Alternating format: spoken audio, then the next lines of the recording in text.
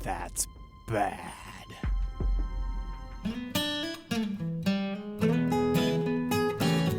Welcome back, Troglodytes, to your daily dose of guitar information, the Trogly's Guitar Show. Today I have an absolutely filthy guitar that Music Nomad has partnered with me to make it look perfect again. And when I'm saying this thing is dirty and crusty, I mean, we're talking it's pretty darn bad. Look at that fingerboard cheese going on here. That only happens if you never wash your hands when you play your guitar, and it's clearly never been wiped down at all. And if you want to learn all about these Union Jack Explorers, you can check out this episode here. So let's see what Music Nomad sent us. It's a whole bunch of everything. So first things first, we need to start a very nice clean workspace. We have a nice little work mat here, and we also have a cradle cube. It is very important to cradle your neck. And then this neck block is kind of cool because you can use it on multiple different guitars. So naturally, the next steps are we need some tools, which could just be as easy as getting this Nomad tool set. This helps get annoying dust in between like bridges and tailpieces, or right underneath the guitar strings, annoying spots like under tuners that are just always too hard to get with a feather duster. So far, I would say those are definitely worth the money because sometimes it's just hard to clean those in between areas. So if you're thinking about selling your guitar or something, just a quick little brush off. You'd be surprised how much better that'll make it look in your photos to not have all that caked on dust in all those typical areas. Now, obviously, this one needs a little bit of a deeper clean than that, and we need some real help on our fretboard. That means we're going to have to remove these strings. Now, you could stay here forever and wind it like this manually, or you could check out one of these tools, because having cutters and a winder in one thing interests me. Here we go. That's what these look like. Let's give them a try.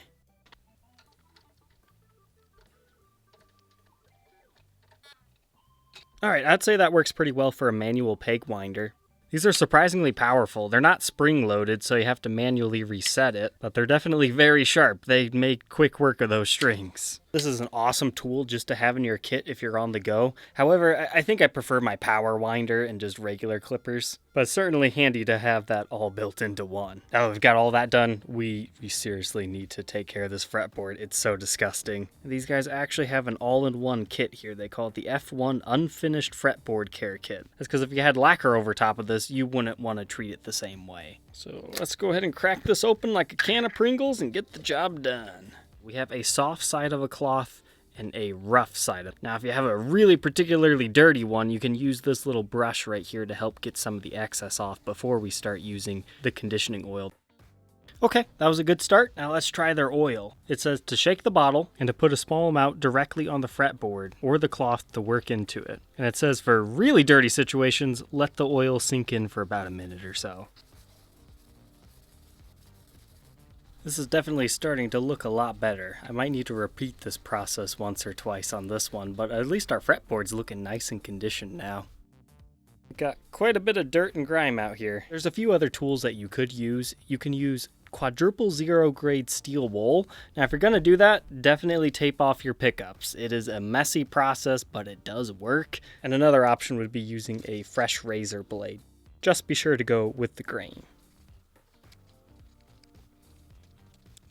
Alright, so here's where we sit after we've cleaned our fretboard and conditioned it with their F1 oil. But I'm noticing our frets could definitely need a little bit of a polish. We've got another Pringles can here. This time featuring some fret guards and a dedicated fret polishing. And don't forget our nice little cloth. Okay, so the guards are actually radiused. It's supposed to protect your fretboard from getting all this gunk on it. Not that it's going to hurt it if you do get it on. In my experience working with these metal polishes, it can turn your fingers black while you're playing if you get it all over there. That's why sometimes I find it better to condition your fretboard first and then this, because then it's less likely to stick. So obviously, you can see a very clear shine between the one that was polished and the one that wasn't here. Alternatively to using this, you could also just use some masking tape. It's a long process, but trust me, it's worth it. You'll definitely want to clean your fretboard again after this process, though. So far, that's definitely my favorite product I've used of theirs.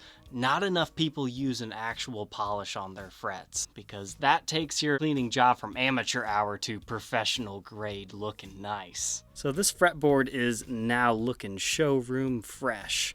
Now we just gotta work on the rest of the guitar here. But first things first, when you're doing a deep clean on your guitar, you really want to remove your pickups so you can get under there. You can remove a trem system if you're comfortable doing that. You also want to take off your truss rod cover. And if you don't have your own screwdriver, they do sell a nice little screwdriver set here, which is particularly nice because it comes in a nice little kit here, and pretty much anything you're going to run into guitar-wise, you've got it in here. So you just put your choice of head right here, and you're good to go.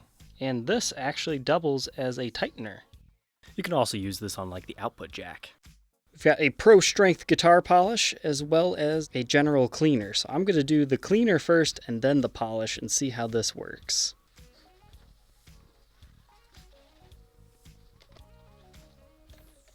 So here's what this area is looking like after one cleaner and a polish job. You can definitely tell how the finish has just come back to life right here as compared to, say, up here where there's like hardly any reflections and you're still seeing all the dirt and gunk. So I'm going to go ahead and continue cleaning the rest of the guitar because I think the results are pretty obvious even just right now.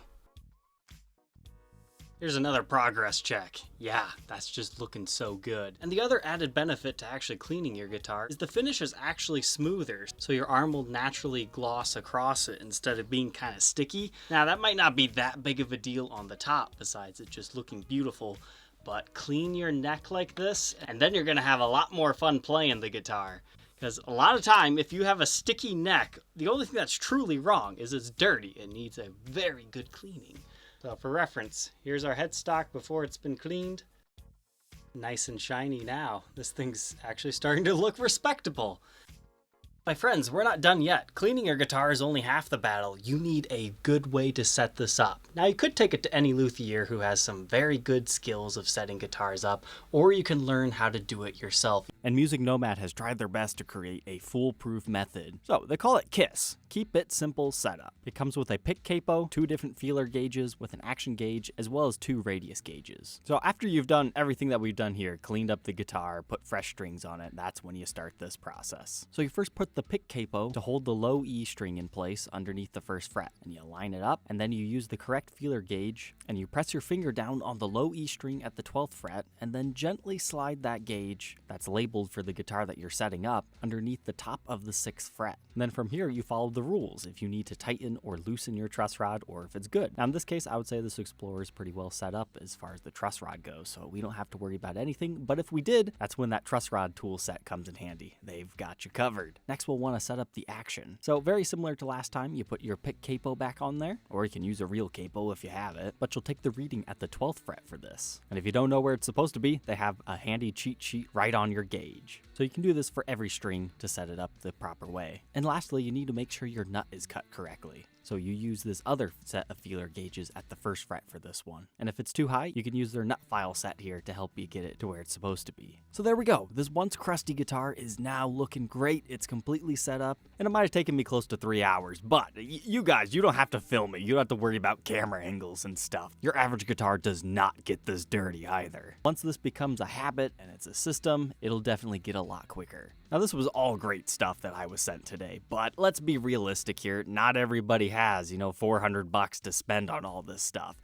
If I had to choose just the top 3 products out of all this that I think everybody should have within their arsenal, it's the fret polishing kit, because I truly believe not enough people realize that's a thing. Pairing with that, the fretboard conditioner. The setup toolkit, because I think a lot of people are a little bit intimidated, so having everything properly labeled, everything on your gauges with all the tools you need, that is pretty cool to have.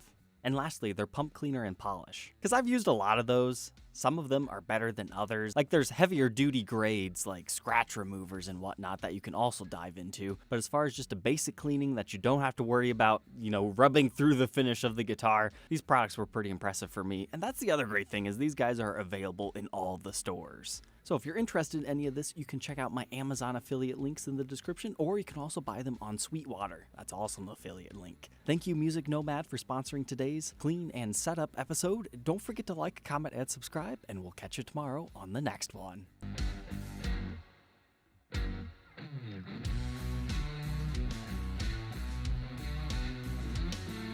Take care. If you enjoyed tonight's episode, maybe you'd like to check out this crusty old gold top that probably would have benefited from this whole setup and cleaning process. you can check it out here. Just go ahead and click. That's all you gotta do.